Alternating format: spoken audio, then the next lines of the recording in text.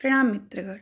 हम भूमिजा जी पाठक स्वागत करत बाटी आप सबके अपने चैनल समृद्ध भोजपुरी में। अपने भाषा के समृद्ध करे करती हमारे एक तो बहुत ही छोटा सा ही कदम बाटे और पहल बा जौन कि आपके लोगन के सहयोग और समर्थन के बिना संभव नहीं बाटे। हमन के अलग अलग राज्य में अलग अलग जगह पे अपने जैसे हमन के भोजपुरी भाषी रहे नी तो और हमन के अपने भाषा का भाषा पे गर्व खुद करे के पड़ी। हमन के अपने भाषा पे खुद गर्व करे के पड़ी और खुद अपने भाषा के आगे बढ़ाउले का पहल करे के पड़ी। हमन के कर्तव्य है कि हमन के अपने भाषा पे गर्व करें, अपने भाषा के आगे बढ़ाई। कहाँ कि वही तरह अपने भाषा के अलग दृष्टि से देखल जात बाटे कुछ लोगों के कारण। तो ओके हमन के ई बतावे के पड़ी सबके पूरे देश दुनिया के कि अपन भाषा भोजपुरी कितना सुंदर और कितना सांस्कृतिक बोली हवे, जिनमें इतना बढ़िया शब्द, इतना अच्छा अच्छा विषय वस्तु अपने भोजपुरी में है। हमके तो नहीं लगेला कि कोनो और भी भाषा में इतना बढ़िया सुंदर विषय वस्तु है। तो आप सबसे हमारी हाथ जोड़ के सबसे निवेदन बाटे कि अपने भोजपुरी भाषा के आगे बढ़ाइए। आप लोग अपने भोजपुरी भाषा पे गर्व करें। और आज हम अपने भोजपुरी भाषा में ही आप लोगन करती एक ठो कथा लेके आयल बाटे जौन की भक्त चरित्र में ये समय जौन सूची चलत बाटे आप लोगन के पता होई। तो वही सूची में हम लेके आयल बाटी दामोदर का। तो आप लोग आनंद लें। तो शुरू करत बाटी हम कथा। कांची नगर में एक बहुत ही निर्धन ब्राह्मण रहत रहना, दामोदर नाम रहल उनके। वो बहुत ही निर्धन रहना, भिक्षा लेवे जा अगर वो अपने भिक्षा से ही अपन जीवन यापन करत रहना।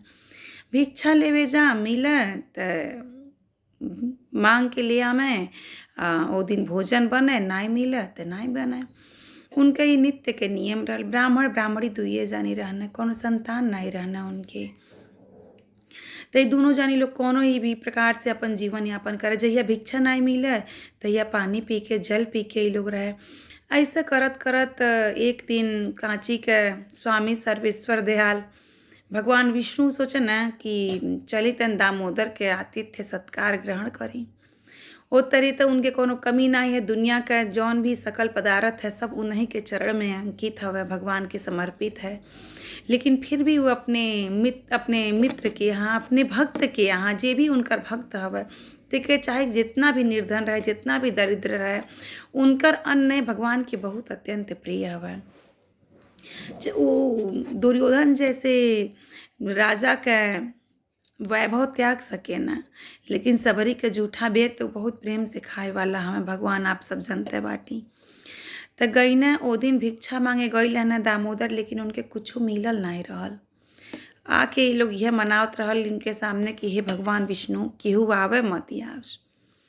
आ जेकर सामने वो लोग मनावत रहल ते ही एठो बूढ़े के रूप धके झोपड़ी में इनके दरवाजा खटखटा दिया ना। कहना निकलल ये लोग प्रणाम कैलस तो कहना हम बहुत ही वृद्ध ब्राह्मण हई, हम कहीं और ना जाए भिक्षा लेवे चाहे कुछ खाए, हमके बहुत जानी पूछे ना, लेकिन आज हम तुम्हारे कीर्ति सुन के आयल बाटी तो हमके कुछ भिक्षा दो, कुछ खाना दो, हमके प्रसाद दो। अभी लोग का करे, उनके लोग चरण धोलस, कहलस आप विश्राम करी, भोजन बनवले के व्यवस्था करत आनी। घर में कुछ रहबे नहीं कैलस। भिक्षा ओ दिन मिलल नहीं रहल। अब भोजन तो करावे के हवे।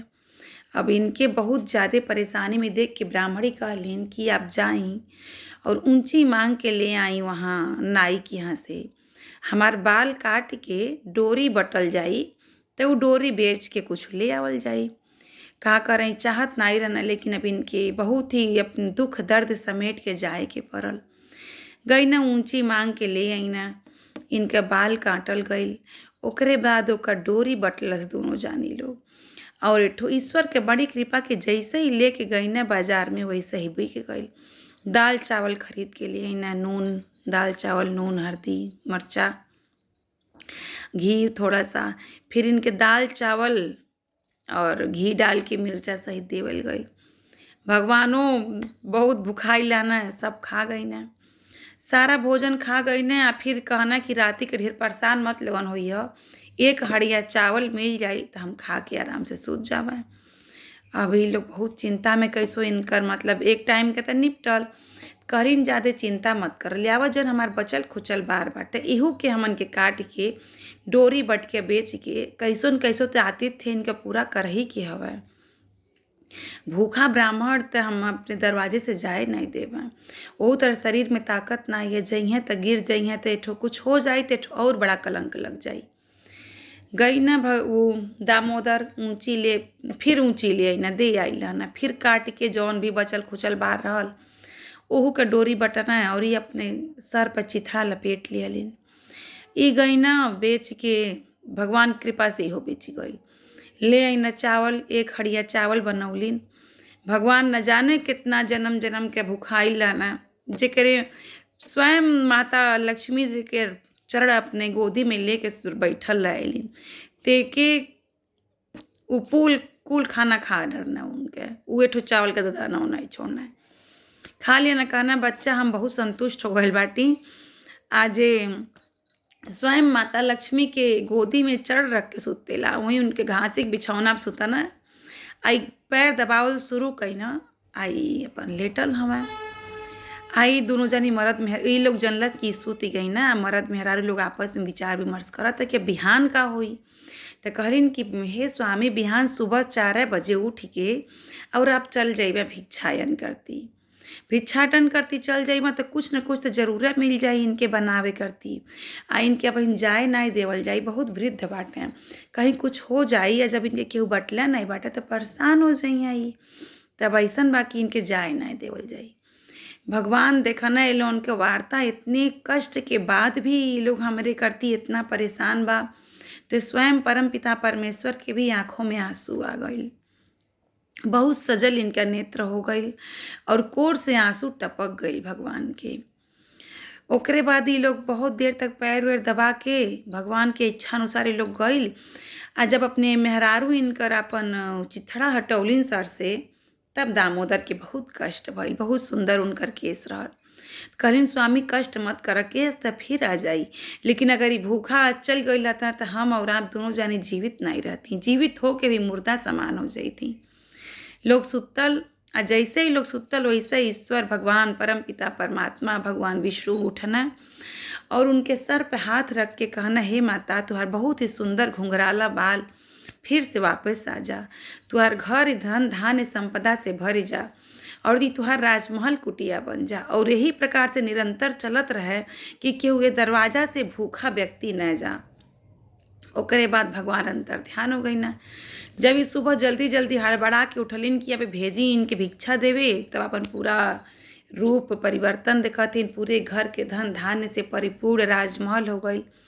उठौलिन, कहलिन कि प्रभु जल्दी से जाए ढूंढ के ले आई, उस साधारण साधु नहीं रहना हमें, उ केहू रहल है। कहना तू अब ही नहीं समझ लो के रहल, उनके हम कहाँ ढूंढे जाई। उ जेके चाहे न ते ही उनके दर्शन कर पावेला। उनके पूरे ब्रह्मांड तीनों लोक में केहू देवता का भी सामर्थ्य नहीं है जे जाके उनके ढूंढ पावे। तब भगवान के चरण स्पर्श करो और यह मनावा कि जितना ईश्वर दे के गइल बाड़े ये सब एक अच्छे कार्य में लगाए, और ही हमन के अपन जो परमार्थ करत आटी इमें कभी बाधा न पड़े। ओकरे बाद ये लोग दीन दुखिन के सेवा करे लगल, ये लोग पशु पक्षिन के सेवा करे लगल, और ऐसे ही अपन पूरा जीवन परमार्थ में दे के और एक दिन वो लोग वैकुंठवासी हो गई। और वहाँ ईश्वर जाके जब लोग भगवान के लोग साक्षात दर्शन कैलस माता लक्ष्मी के साथे, और वो लोग उनके जीवन धन्य हो गई। यही के साथे हम आप लोगों से विदा लेता नहीं। बिहान एक और ही बहुत सुंदर भक्त का कथा के साथ आप लोगों के समक्ष प्रस्तुत हो गए। तब तक के लिए श्री शिवाय नमस्तुभ्यं।